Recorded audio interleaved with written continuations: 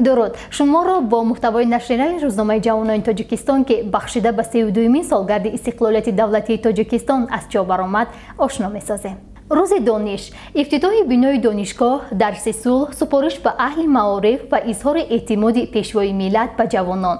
مطلب مذکور سفر نوبتی اساسگذار صلح و وحدت ملی پیشوای ملت پرزیدنت جمهوری تاجیکستان محترم امامعلی رحمان به ناحیه دنقره ولایت ختلان را در بر میگیرد. از جریان این سفر می توانید با مطالعه کردن مواد مذکور آگاهی پیدا کنید. راهبران راهکشای ورزش تاجیک. در این مطلب سخن درباره راهبران فدراسیون ورزشی می رود که با بستر وظیفه آمدن آنها این نوع ورزش رشد کرد و دستاوردهای نظررس در این سالها به قید گرفته شده است. اگر می خواهید بدانید که آنها کی هستند، پس مطالعه بکنید مطلب مذکور را. یک سال با برار و 5 قدم استوار. این 5 قدم کدام‌هایند و در شناخته شوی جمهوری تاجیکستان در عرصه جهانی تا چه اندازه سهم گذارند؟ اگر دانستن می خواهید، پس توصیه می‌دهیم برایتان که این مطلب را مطالعه کنید. تربیت وطندوستی شهروندان در نظام دولتداری مقامی مخصوص دارد. مطلب مذکور مصاحبه کارمند روزنامه را با ذوالفقار گل محمدزاده وکیل مجلس نمایندگان مجلس عالی جمهوری تاجیکستان در بر میگیرد.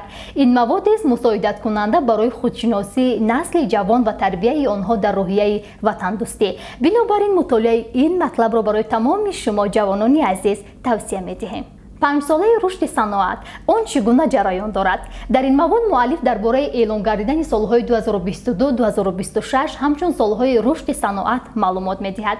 با اعلام گردیدن این سالها چه دستاورد در این ساحه به عمل آمد و حالا این ساحه در کدام وضعیت قرار دارد؟ برای پاسخ یافتن به این سوالها می‌توانید مطلب مذکور را مطالعه کنید. 32 چهره یک سال استقلال. مؤلف در این مواد درباره چهره‌های جوانی معلومات داده است که در دوام یک سال اخیر دستاوردهای نظر رس را در ساحه‌های خود هم در داخل و هم در خارج کشور به دست آوردند. این نفران کیها می باشند و چه دستاوردها دارند؟ جواب این سوال نهفته است در این مواد. این و دیگر موادهای جالب و خواندنی را می توانید از نشر نو روزنامه جوانان تاجیکستان که بخشیده به 32مین سالگرد استقلالیت دولتی تاجیکستان به تب رسیده است مطالعه نمایید. خیر.